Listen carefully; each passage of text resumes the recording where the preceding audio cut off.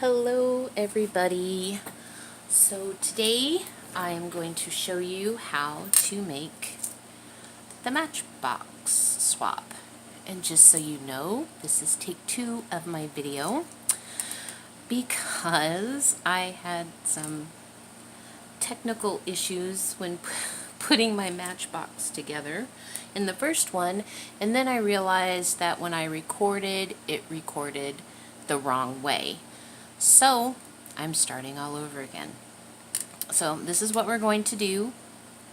I got a matchbook and a swap a long time ago, and I really liked the look of it. I thought it was a really neat idea, so I thought that I would make them. And they can be used in a junk journal. They can be used in your Happy Mail, not Happy Meal. And yeah, I have a feeling I might have some problems in this one too. So anyway, so this is what we're going to make today. Alright, so the first thing you're going to need is you're going to need double-sided cardstock.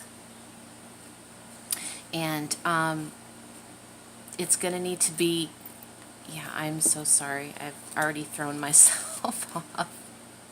This is going to be interesting. I need to find my measurements. Okay, because I had to start all over and recut everything, so things got moved around and all that fun stuff. So, okay.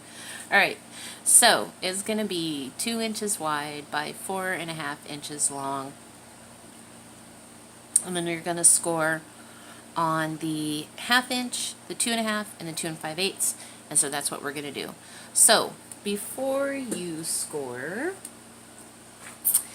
make sure that you have your paper facing the way you want it to be, because trust me, I've done it before where it's been upside down and I've had to start over. But thankfully these are pretty easy, and starting over is not that big of a deal. And with this pattern paper that I have, you really can't tell what's upside down and what's not. And on this side you can, but anyways, okay, so I've already got my paper cut, as you can see. You don't want to watch me cut paper. I don't want you to watch me cut paper. So we're going to score at 1/2 inch here. And then we're going to score at 2.5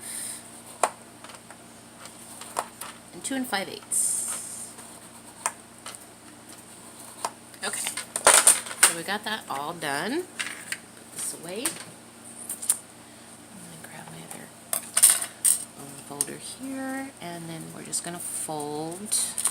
I want to flatten that out as much as you can, and then we're going to fold on, hang on, I just want to check and make sure that you can see what I'm doing. Sorry, my phone camera, whatever, is shaking, but okay, so you can see. Okay, so then we're going to fold the ones on top. And it's always so hard for me to fold when they're so close together. And so there we go. So that's what the top is going to look like, and that's what the front is going to look like.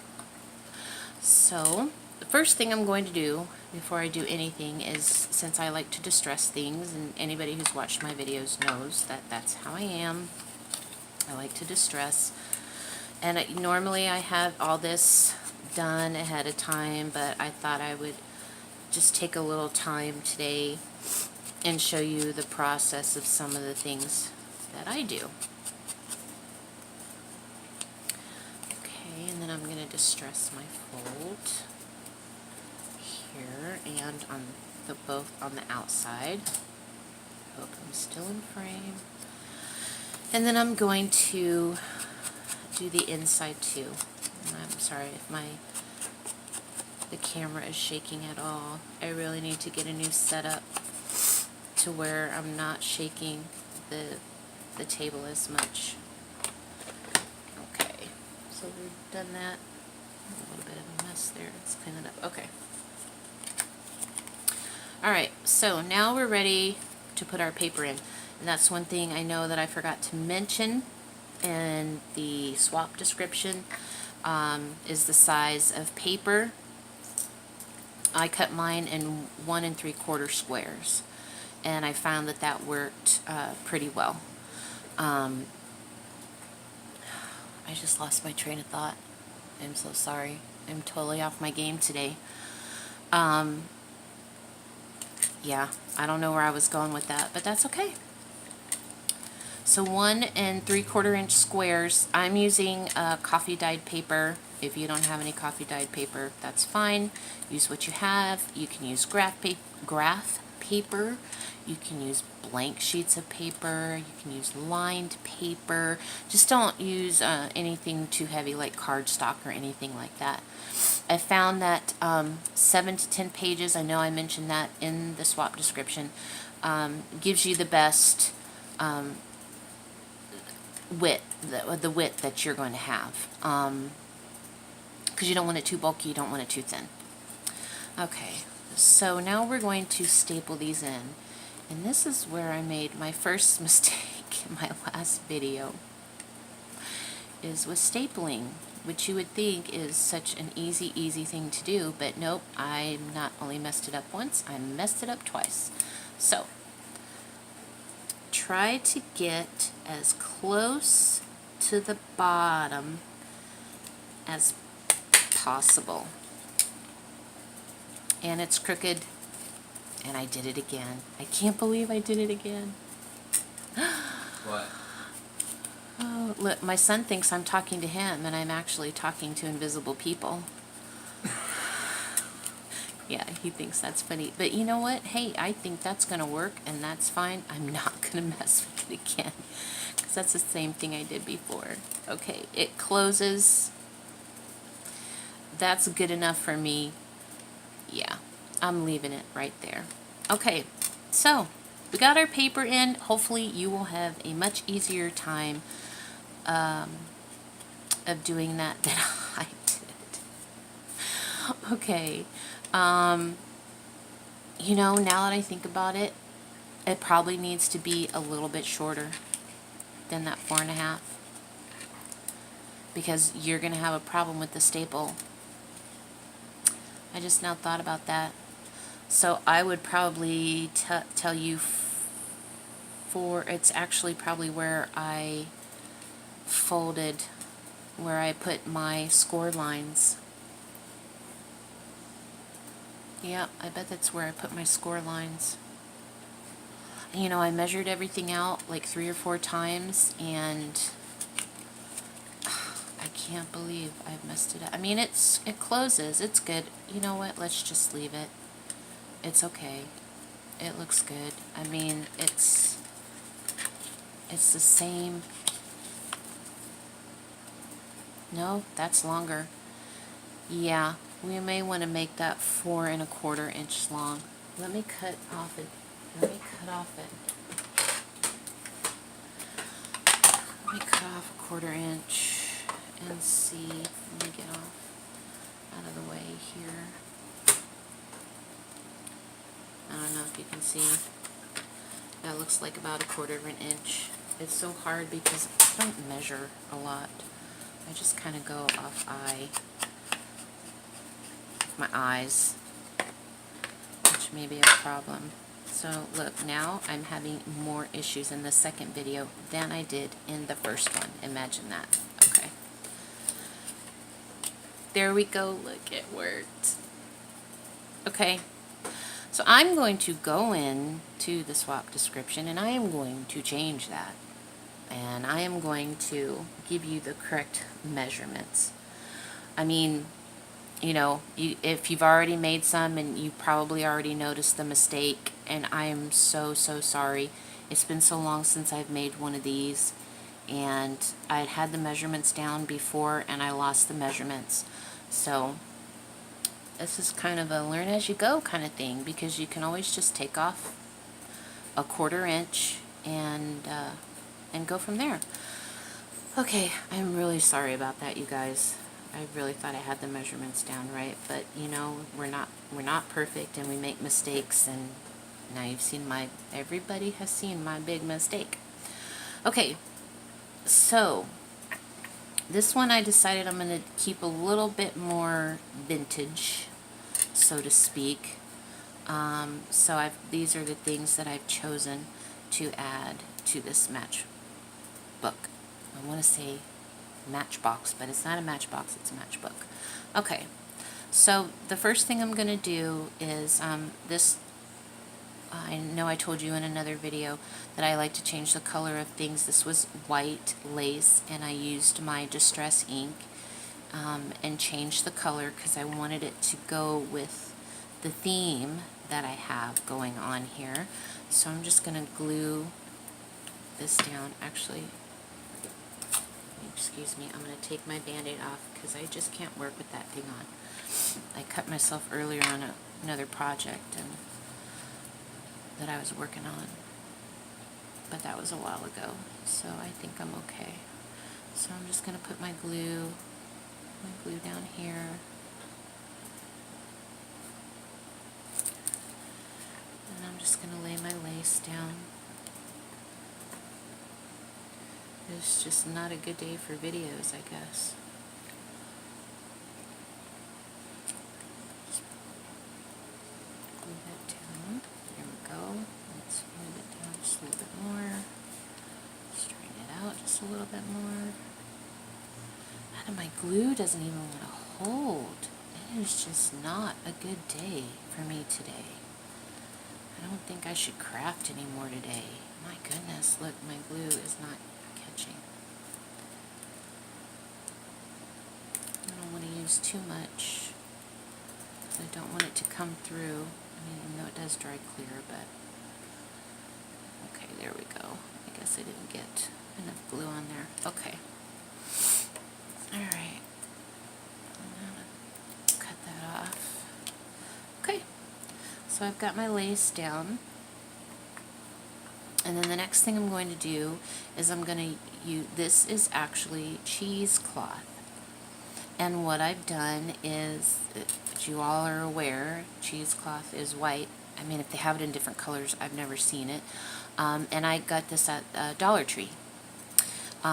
If your Dollar Tree doesn't have this, you can always buy the bandages in the Band-Aid section of Walmart or whatever. And you can use that. Again, I used my Distress ink to change the color because I wanted it to kind of go with this little vintage theme that I have going on, and white wouldn't have worked very well.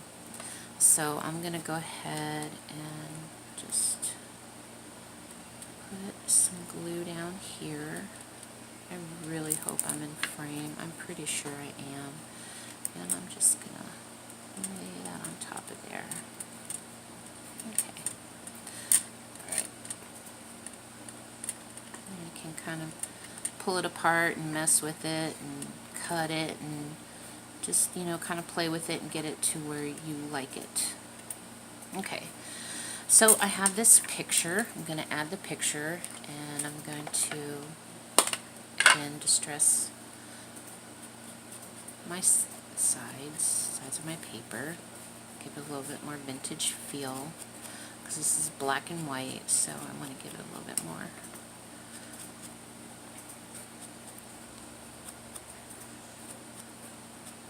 Okay. Now, something I learned from the first video that I did, because I did pretty much the same one, just a different picture, I didn't like how it laid flat on the cheesecloth, so I added some foam. And I'm going to give it a little bit of height. And what I like to do when I use this kind of stuff, is I like to use just a little bit of hot glue just to kind of reinforce when I put it down.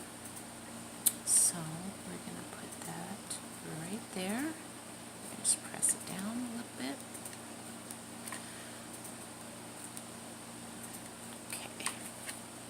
I think that's going to work. Let's put this back on. And then, you know me with my words. I like adding words to things, and I just realized, you know, I put my double-sided tape on it, but I'm actually going to need some foam instead, because I put foam on my picture. So I'm going to add that. Hopefully, I might trim it just a little bit so it doesn't show when I go to put that on. Okay, that should work. So I'm going to put that on. I hope I'm in frame, you guys. I'm really sorry. Today is just not my day for videos, I guess. I'm going to take that off. And I'm going to use my glue, which you can see because I'm off camera, because it's over here. And I'm just going to put my word right there. And I probably should have used a little bit more foam. Should have doubled it up on that side, but that's okay. I'm just going to probably keep this one for me. Might stick a little bit, especially because of the glue.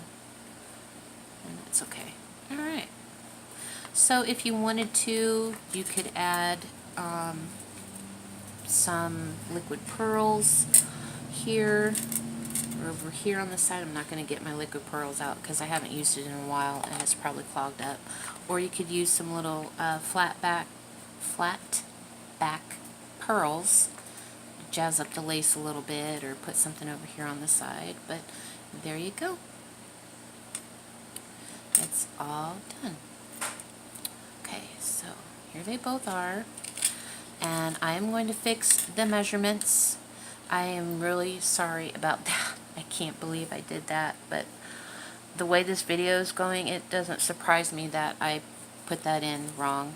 Now I know why my my inside flap was not going in, because it was too long. So remember, you make 3 of these for your partner. 2 of them, I'm sorry, 1 of them needs to be faith-based. So remember that. I think people have been forgetting that a lot of our swaps, at least one thing that you're making needs to be faith-based, because that is the basis of our group, is our faith and our belief system. So try to remember that.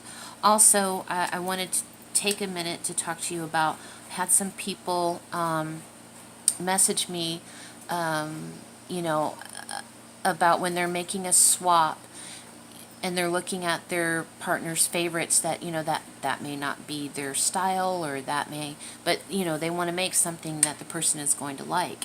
And what I tell everybody is, most of this, I think every swap we have done has been creator's choice. So that means that it's up to you what you're going to make, the style that you're going to choose. We do ask that you keep your partner's favorites in mind when you're making something for them. But that doesn't mean that you make something that is maybe not your style or out of your comfort zone. You don't want to lose you in something that you create. You know, this is you making something for somebody else, and so everybody has a different style. So don't forget to, you know, include your style in something that you're making. Now, you know, if they have certain colors that they just don't like, well, then I wouldn't recommend, and they're your favorite color, I wouldn't recommend making them something in those colors.